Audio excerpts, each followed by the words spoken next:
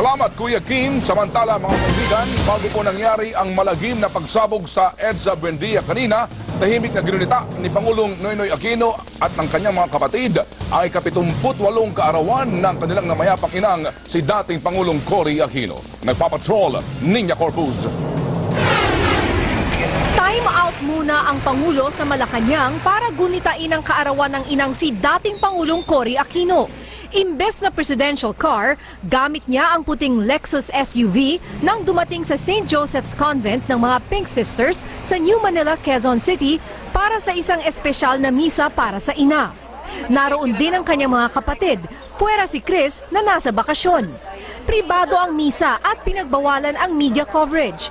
Ayon kay Viel Aquino D, sadyang malapit sa kanyang ina ang mga Pink Sisters. All the major trials that she had, she'd run here for solace and peace. Ito na ang pangalawang taong hindi nila kapiling ang ina sa kanyang kaarawan. 78 taong gulang na sana ngayon ang dating Pangulo. Yes, I really miss her very much. Every year, I'd go to her house in times and we'd come here together for her birthday. Pagkatapos ng misa, nananghalian ang magkakapatid sa isang Chinese restaurant sa Quezon City. Kinahapunan, dinalaw naman ng Aquino Sisters ang puntod ng ina sa Manila Memorial Park. Niña Corpus, Patrol ng Pilipino. Good news naman tayo. Nagsimula nang dumating ang tulong para sa dalawang Olympic medalist na pinahihirapan ngayon ng malubhang sakit. Nangako din si Sarangani Representative Manny Pacquiao na tutulong para madagdagan ang benepisyo ng mga atletang Pinoy. Nagpapatrol, Diane Castillejo. Matapos ipalabas ang kalunos-lunos na kalagayan ng dalawang Olympic medalist na sina Anthony Villanueva at Leopoldo Cervantes sa TV Patrol at Cruzada, nagsimula nang dumating ang tulong para sa dalawang boksingero na pinapahirapan ng malubhang sakit. Sinimula ng Philippine Sports Commission ang pagpapatherapy kay Villanueva para makalakad. Nangako rin ang kapwa boksingero na si Sarangani Representative Manny Pacquiao na rerepasuhan ng Republic Act 1964 tungkol sa benepisyo ng mga atleta para madagdagan ang pensyon at tulong medikal para sa mga athlete. I'm going to review and revise the bill na mabago natin para madagdagan, mapalaki natin yung incentive na matatanggap ng mga atleta natin, especially yung mga nagbigay ng pangalan sa Pilipinas. Gusto rin ni Pacman na mabigyan ng mas malaking suporta ang mga magagaling na atleta para lalong magtagumpay. Maraming mga atletang Pilipino na hindi kasing palad ko. Na nangangailangan ng tulong ng gobyerno. Pag-aralan natin yung mabuti yung bill na napasa. Kasabay ng pagharap sa kanyang trabaho sa Kamara, 2 buwang puspusang ensayo sa Baguio at Amerika ang gagawin ni Pacquiao bilang paghanda para kay Sugar Shane Mosley. Imbes na sa HBO, sa Showtime ng CBS Channel, ipapalabas ang laban ni Pacman at Mosley sa Amerika. Aalis si Pacquiao para sa promo tour ng laban sa Amerika.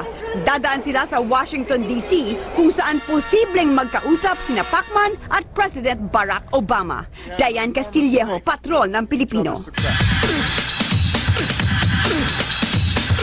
Sa ganda at pagrampa, walang tulak kabigin sa mga kandidata ng Binibining Pilipinas 2011. Pagdating naman sa talent, sino-sino naman kaya ang umangat? Nagpapatrol, Ginger Conejero. Mula sa higit 100 dilag, 56 ang na-out. Bigay todo naman ang napiling semi-finalists para makuha ang atensyon ng mga hurado sa screening process ng 2011 Binibining Pilipinas Beauty Pageant. May nagpasikat sa pagkanta. Ikaw ang nagbigay ng buhay ko. Sayaw.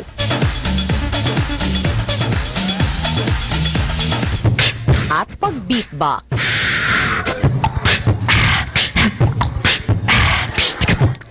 Sa likod ng glamorosong kompetisyon, ang kwento ng pagsusumikap ng bawat babae. Gaya ni Lucelle Felipe na hindi tinago ang kanyang pagiging part-time tricycle driver. Totoo po nag-drive po ng tricycle, but not the usual tricycle driver na namamasada po. Friendly sibling rivalry naman ang namamagitan sa Phil-Aussie Sisters na sabay sumali sa kompetisyon. Ang 17-year-old na si Sarah Nicole at 20-year-old na si Elizabeth Clancy. We're both, we love to do new things. We're quite adventurous, and doing this seemed really fun. I think it's like a better way to explore the Filipino women culture more. Desidido rin gumawa ng sariling pangalan si Kathleen Subihano, ang nakababatang kapatid ni 2004 Binibining Pilipinas World, Cara Subihano. Muling magpapasiklaban sa Sabado ang mga kababaihan, kung saan 24 na lang ang matitira bilang official candidates. Ginger Conejero, Patrol ng Pilipino. Demolisyon sa San Juan City, nauwi sa gulo, mahigit 50 ang sugatan. Terorismo, pangunahing anggulo ang sinisilip sa pagpapasabog ng bus sa may EDSA. Pagpatay sa radio broadcaster na si Dr. Ortega, may presyong 150,000 piso ayon sa gunman. At dating sexy star Katrina Paula, itinangging karnaper ang boyfriend na si Raymond Dominguez. Nagpapaga pa rin ang mga balita sa pagbabalik ng TV Patrol!